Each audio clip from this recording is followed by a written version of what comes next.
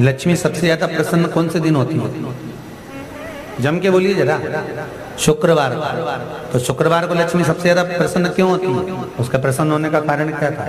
लक्ष्मी जी के दो भाई थे, दोनों की शादी नहीं हो रही थी, दाता और विधाता, दोनों का विवाह नहीं हो रहा।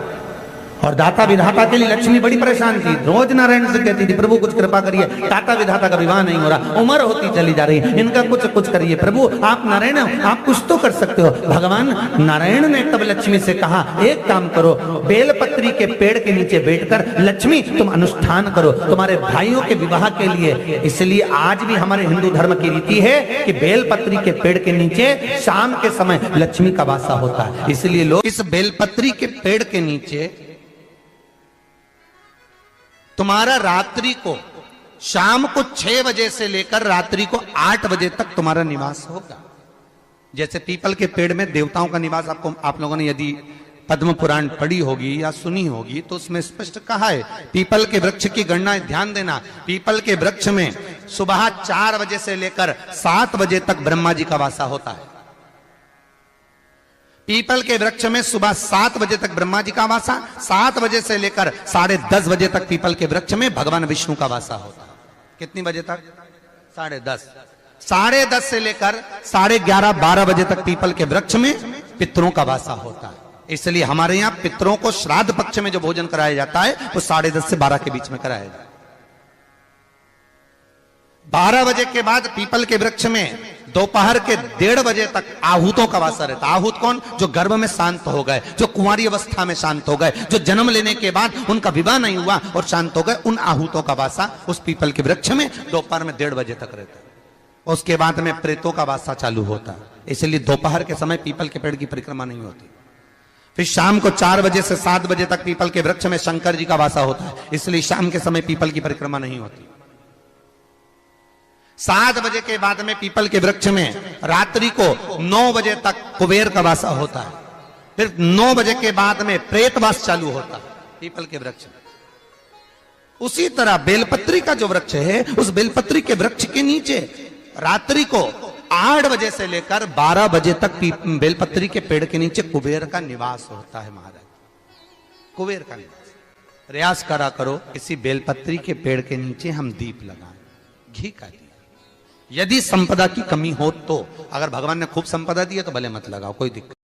महामृत्युंजय मंत्र का यदि आप जाप करते हो और आपको मालूम पड़ गया कि शरीर में मुझे ये रोग हो गया है, मुझे शुगर हो गया है, मुझे बीपी हो गया है, मेरा ब्लड प्रेशर ऊंचा नीचा रह रहा है, कोई भयंकर रोग, मेरे रिश्तेदार को कोई कैंसर जैसा रोग हो गया, किसी को कोई थायराइड हो गया, किसी को कोई किडनी और लीवर में सूजन हो गई, किसी को कहीं किडनी और लीवर में तकलीफ हो गई, तो शिव महापुराण की कथा कहती है, नवग्रह शिव महापुराण की कथा कहती है कि बेलपत्री के वृक्ष के नीचे महामृत्युंजय मंत्र का जाप जो शुक्रवार की शुक्रवार घी का दिया लगा कर करता है, उसके रोग बाबा देवाधिदेव महादेव समाप्त करते चले जाते हैं। ये संजीवनी मंत्र शुक्रवार के दिन भगवान शंकर को शुक्र को दिया था, इसलिए उसकी प्रधानता।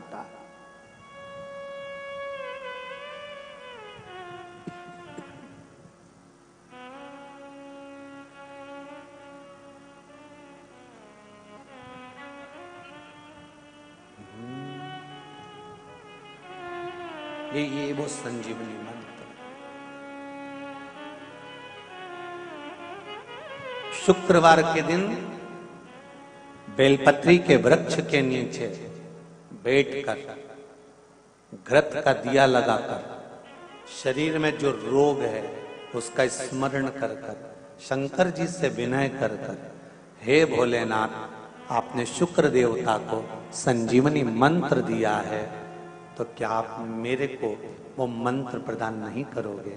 मेरे रोग, मेरी बीमारी, मेरे दुख को आप नहीं हरोगे? शिव से कहो ये शरीर आपने दिया है और भजन करने के लिए दिया है, स्मरण करने के लिए दिया है, कीर्तन करने के लिए दिया है, तो संभालोगे भी आप। और बेलपत्री की ओर मुख कर कर घी का दिया लगाकर महामृत्युंजय मंत्र का स्मरण कर लेने पर धीरे धीरे धीरे धीरे धीरे धीरे वो रोग समाप्ति की ओर आता चले जाता है। शंकर भगवान को तुलसी नहीं चढ़ती, केवल एक बैकुंठ चतुर्दशी के दिन चढ़ती है, वो भी रात्रि के समय पर 12 से 4 के बीच में। पर शंकर भगवान को तुलसी नहीं चढ़ती। पर पद्म पुराण कहती है कि शंकर भगवान के मंदिर के बाहर जो तुलसी का वृंद लगाया जाता है,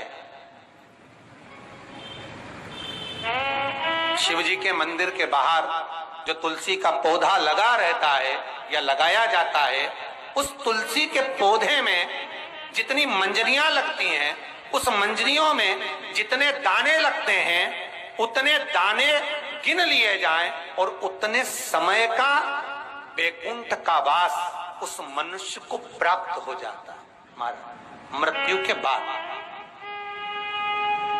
कितना विचित्र बात है, शंकर को तुलसी नहीं चढ़ती, पर शंकर के दरवाजे के बाहर शिव के द्वार पर जो तुलसी का पौधा लगा है, किसी ने लगाया है, किसी ने रोपित करा है, उस पौधे में जितनी मंजरियां लगी हैं, उस मंजरियों में जितने दाने लगे हैं, उस दाने जितने हैं उसको काउंट करा जाए, उसके बराबर उतने ही 1000 वर्षों तक उस जीवात्मा को बैकुंठ का वास मिलता है। क्यों? उसकी कथा भी यहां पर वर्णन है। जब भगवान विष्णु सामने शंकर के बैठे थे और भगवान शिव ने जब सत्यनारायण नाम रख दिया था, तब भगवान विष्णु शिव से कहते हैं नारायण, भगवान शंकर से कहते हैं भोलेनाथ, त्रिकालदर्शी, कैलाशी, अविनाशी, हे शिव, मेरे सारे विग्रह के साथ में लक्ष्मी मेरे साथ में। बहुत ध्यान देना महाराज, मैं अगर नारायण रूप में हूं तो लक्ष्मी मेरे साथ में, मैं राम रूप में हूं तो सीता मेरे साथ में, मैं कृष्ण रूप में हूं तो राधा मेरे साथ में, मैं रंगनाथ रूप में हूं तो गोदा मेरे साथ में लक्ष्मी सदा विराजमान है। पर आज आपने मेरा जो सत्यनारायण नाम रखा है, मैं अपना संग किसको ले? तब भगवान शिव ने कहा, आप जब बाहर निकले, जो रोपित मिले बस वही आपको समर्पित हो। तुलसी का पौधा रोपित था, उस तुलसी के दल को भगवान नारायण ने अपना संग बनाया। और बहुत ध्यान देना, सत्यनारायण की कथा हो, चाहे भागवत की कथा हो, चाहे विष्णु पुराण की कथा हो, इन सभी कथाओं में सबसे ज्यादा प्रसाद की महत्वता नहीं है जितनी तुलसी के दल की महत्वता है। क्योंकि सत्यनारायण के साथ में हरि के साथ तुलसी का स्मरण। अगर आपको यह वीडियो पसंद आया होगा तो वीडियो को लाइक करिएगा, शेयर करिएगा। मेरे चैनल में नए होंगे तो चैनल को सब्सक्राइब करिएगा। श्री शिवाय नमस्ते भयम।